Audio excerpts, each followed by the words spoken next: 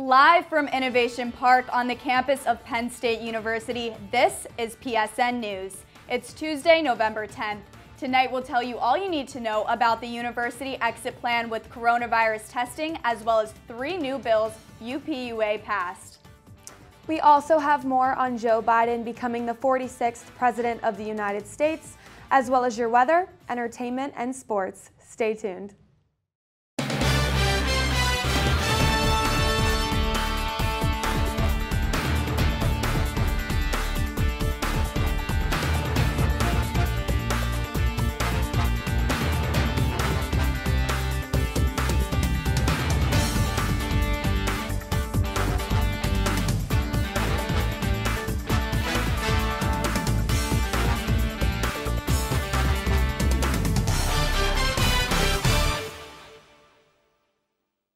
Thanks for joining us tonight. I'm Gabriella Hornack. And I'm Kailey.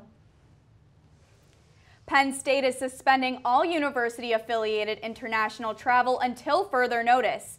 Thursday's announcement comes after the recent surge in coronavirus-related cases around the world.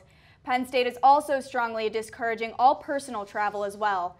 Travel requests are being approved on a case-by-case basis for employees, but as of Thursday, Penn State will no longer be approving requests to work remotely while living abroad for faculty and staff.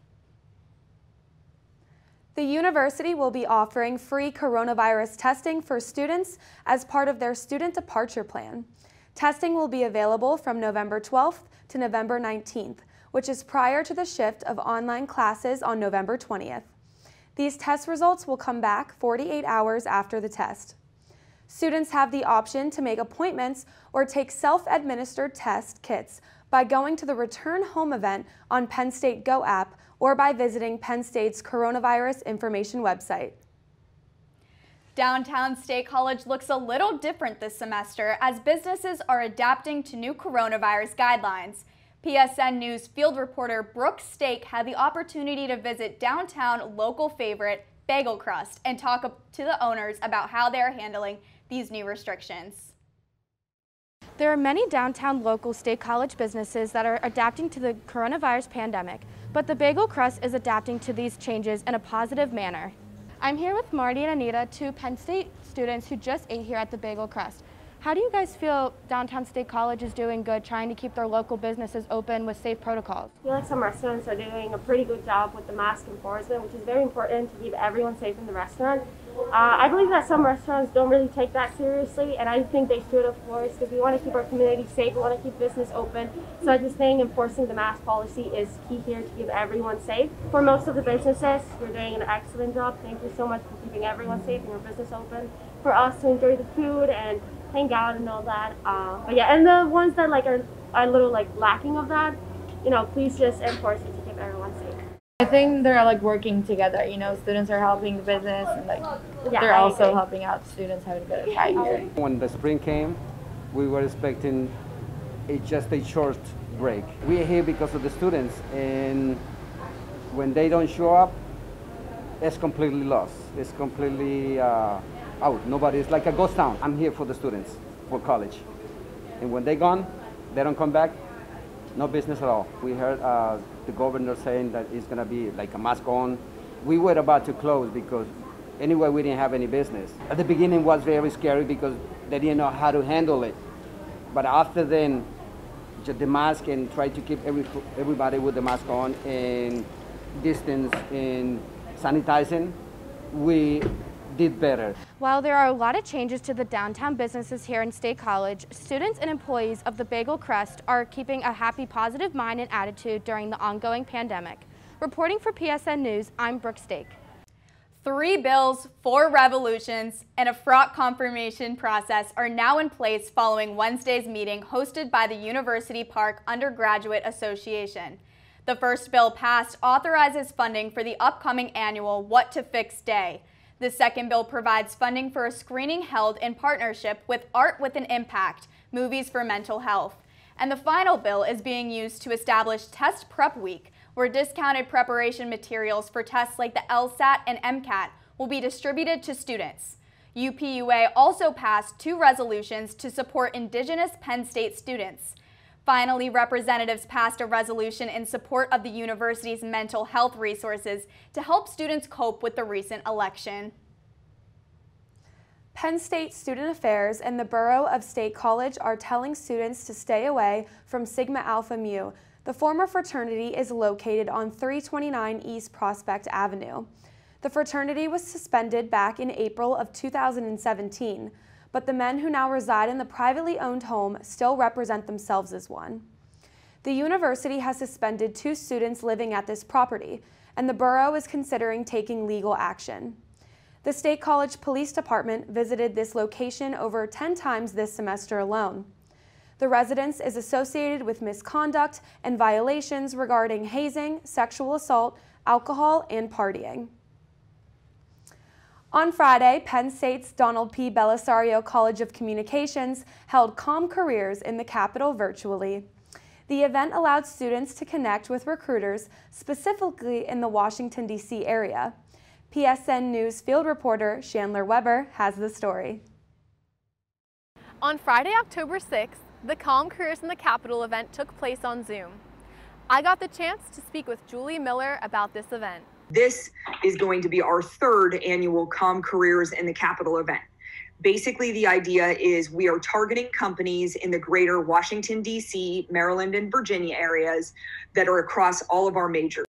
Over 175 Penn State students participated in the Comm Careers in the Capitol event held on Zoom on November 6th. Can we expect to see a similar career and internship fair in the spring? Yes, definitely. At this point, without anything major happening, we are expecting and anticipating that our career fairs are going to be moved to virtual. So at this point, we have we've secured a time for Job Expo, and that is going to be Friday, February 19th.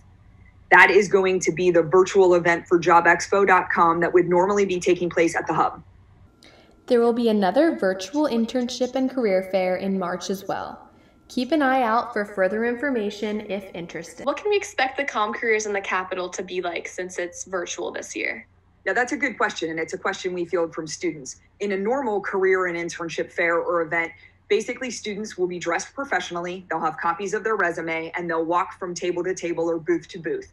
Then they have an opportunity to chat directly face-to-face with those recruiters. Obviously, in this situation, that's really what we're avoiding as far as COVID. Stay tuned because after your local weather, Tusha Fam will bring you the latest in entertainment.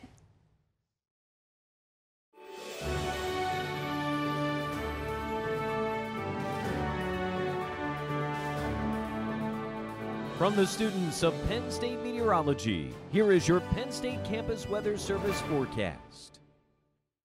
Hello, I'm Penn State student meteorologist Jimmy Wendelack, and like most of you, I've spent the last couple days outside enjoying the sunny and warm weather that we've been having here in State College, but unfortunately, it doesn't look like it's going to be lasting much longer. Rain will be moving into the area for the day on Wednesday, with some showers even lingering into Thursday morning. Now, the passage of this cold front will usher in some cooler, more seasonable temperatures for the middle and latter parts of the week, and we clear out for the day on Friday and Saturday with some beautiful sunny skies. Now, while we all do enjoy sunny weather, this rain is much needed across much of central Pennsylvania, as we are abnormally dry with even a few areas of severe drought indicated by those orange colors up by Williamsport here on our drought tracker. So when exactly can we expect that rain to arrive on Wednesday?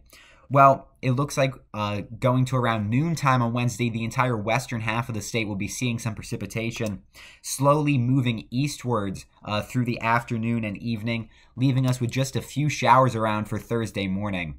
Now, as the system pushes off of the Atlantic coast, we're left with clearing skies on Thursday night and sunny skies on Friday and the day on Saturday. But Saturday night, we see some clouds build back in from the west with another chance of showers arriving for Sunday afternoon. So for the night tonight, expect those showers to begin to move into the area late with a low temperature of 56 and winds coming from the south at around 10 miles per hour. For the day tomorrow, those showers build into a steadier rainfall with a high temperature of 63 and winds at 5 to 10 miles per hour from the south. And once again, after that rain passes early on Thursday morning, we're left with beautiful sunny skies for Friday and Saturday as high pressure builds back in. Another chance of showers on Sunday, even extending into Monday morning, before temperatures drop back down below 50 for the day on Tuesday. From the Penn State Campus Weather Service, I'm student meteorologist Jimmy Wendelak. Have a great day.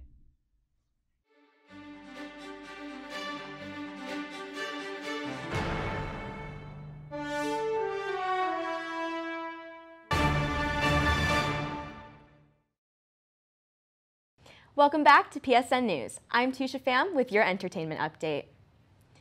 If you like thrift shopping just as much as I do, then get a secondhand load of this. The Goodwill at Westerly Park Plaza has relocated. After operating in State College for almost 40 years, the new 35,700 square foot Goodwill is now open on 399 Benner Pike.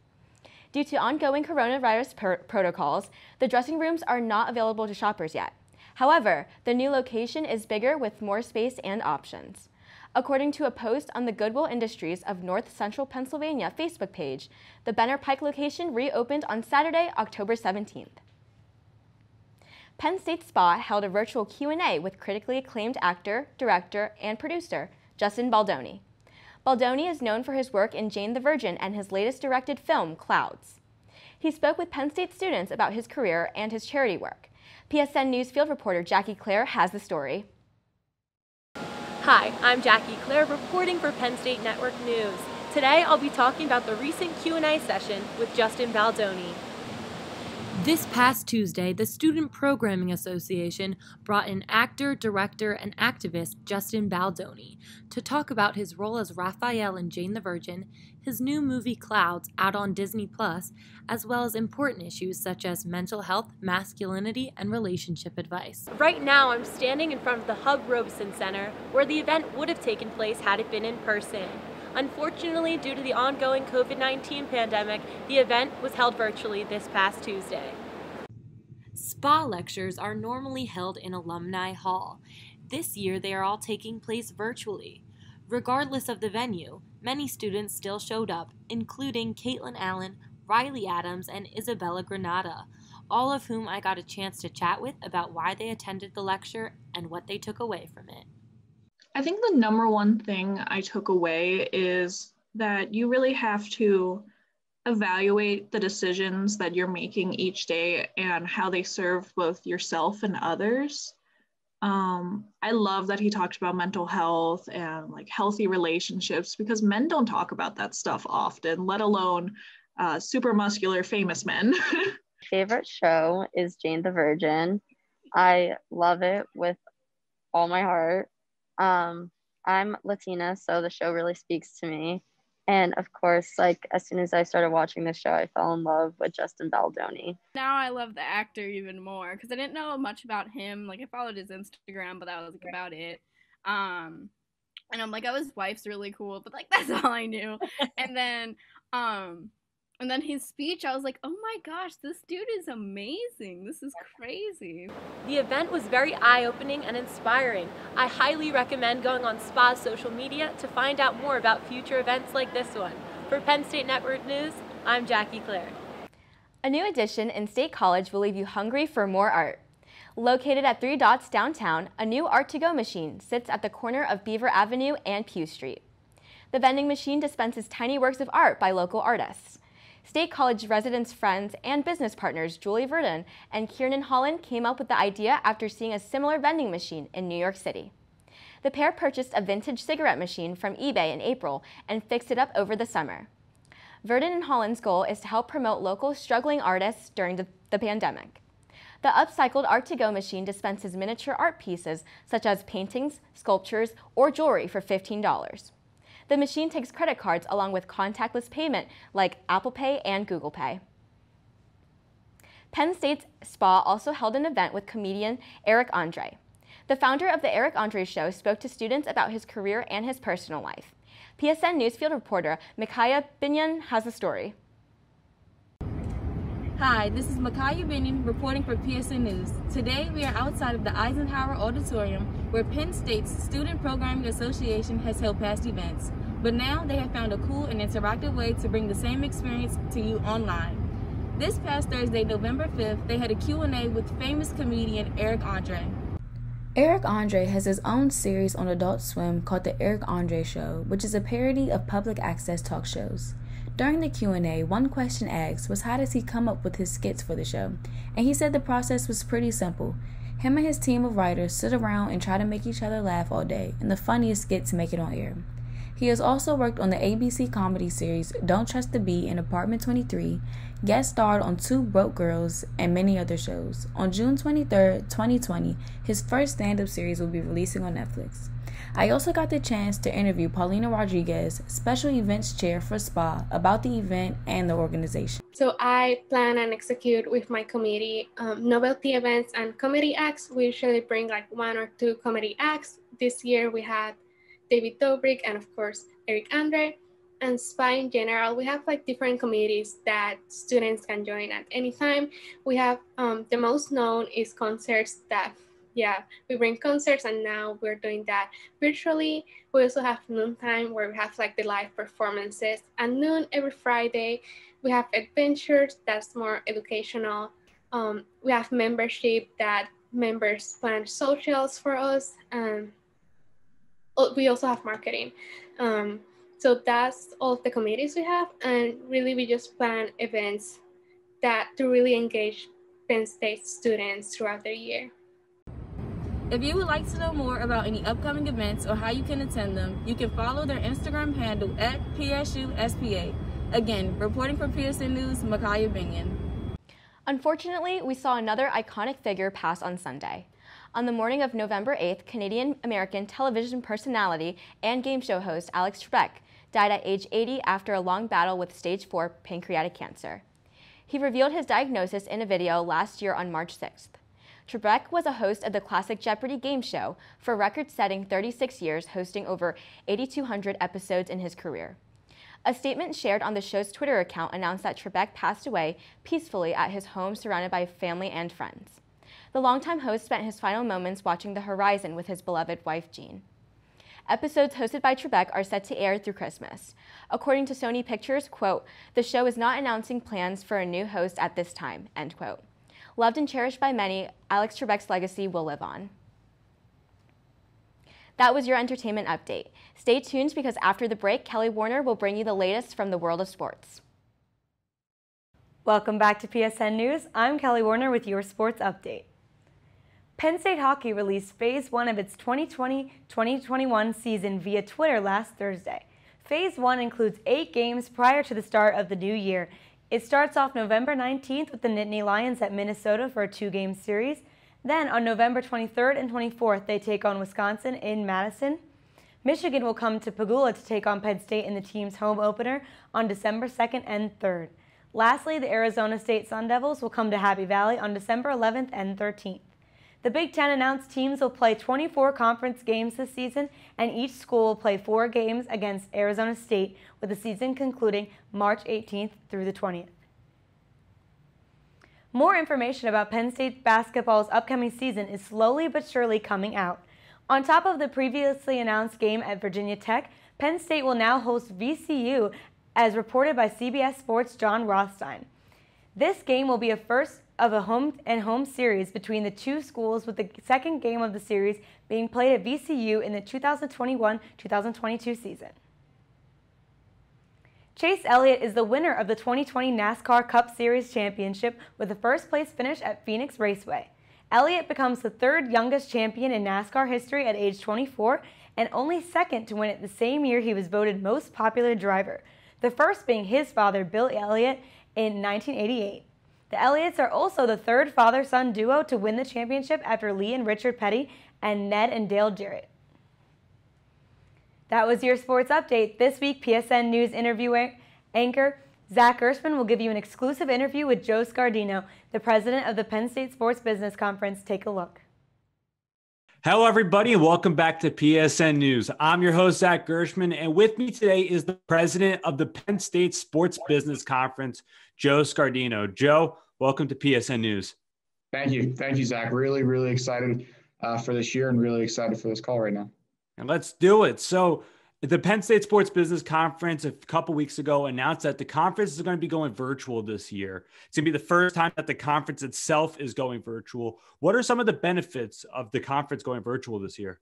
Absolutely. Yeah, we're very excited to have announced that we're virtual and really pushing, that we're going to be thriving, not just surviving in a world that's really, really crazy right now. But some of the benefits that we really have to the conference being virtual this year is essentially the cap. And really the cap is that the sky is the limit.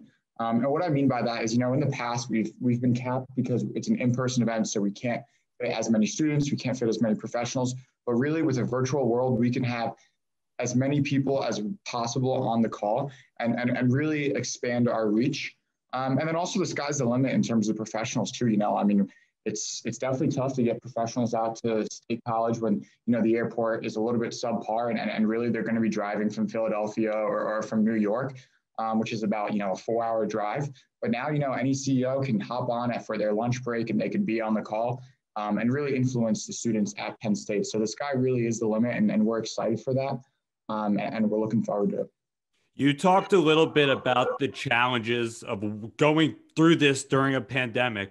Being the leader of a student-run team, what are some of the challenges doing this virtually? Definitely. Yeah, I would just say the biggest one is the unknown. It's tough for me to stand in front of students and say, hey, I'm not sure what the world is going to look like in, 3 months, let alone 1 month. And it's really tough because nobody knows that answer. It's not like I can go to an advisor. It's not like I can go to past speakers or people who have been in the industry for 10 years and say, hey, what happened the last time there was a pandemic? Because this has never happened. It's unprecedented. So really, there's no knowledge of what's going to happen from a student perspective, but also from a career perspective. Professionals don't even know what it's going to look like. A lot of people are saying that their companies have said they're not getting back in the office until earliest January 1st, and that's the earliest.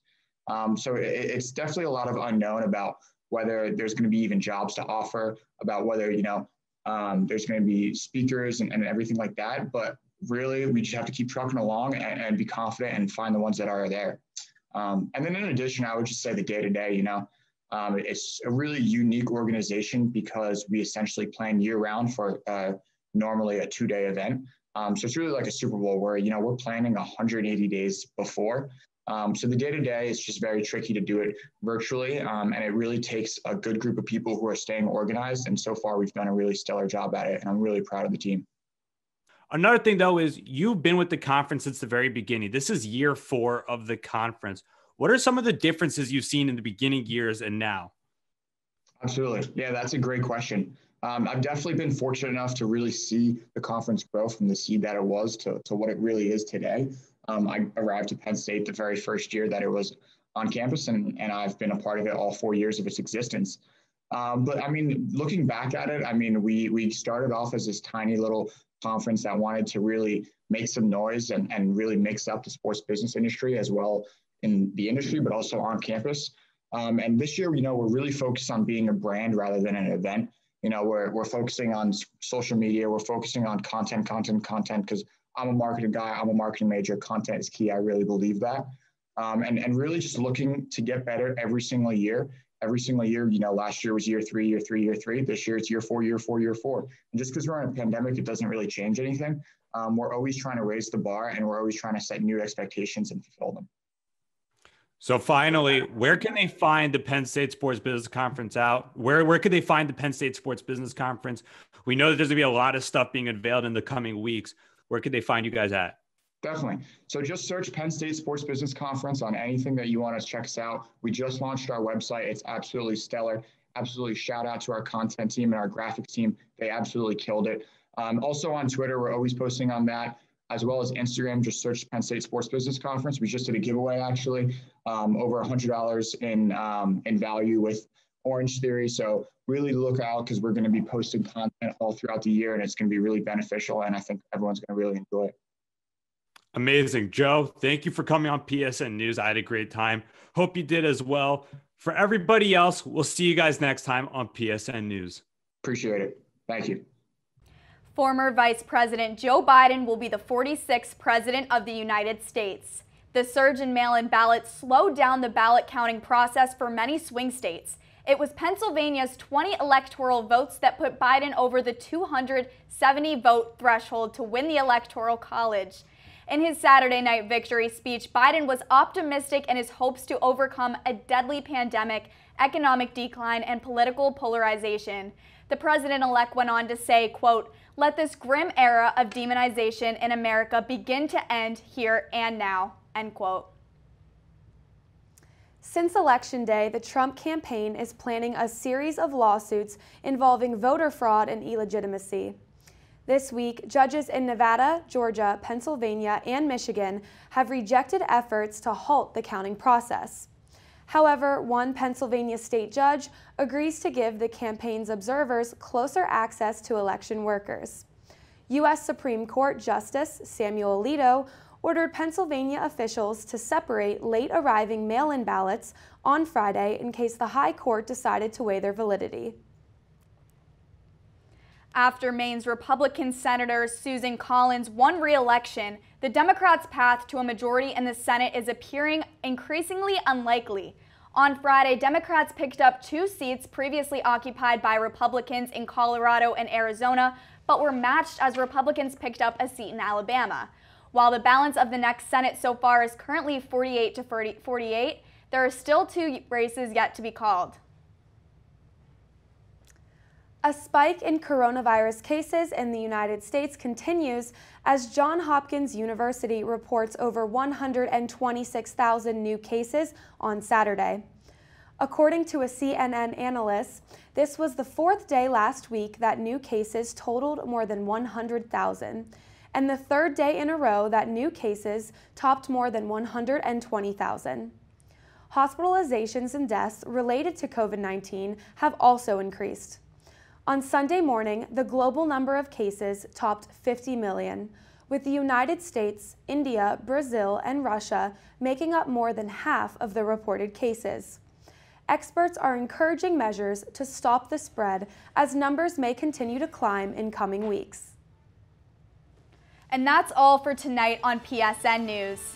Be sure to check us out on Twitter and Facebook at PSN News, on Instagram at Penn State Network News, and to subscribe to our YouTube channel, youtube.com/PSN News. Have a good night and stay safe, Penn State.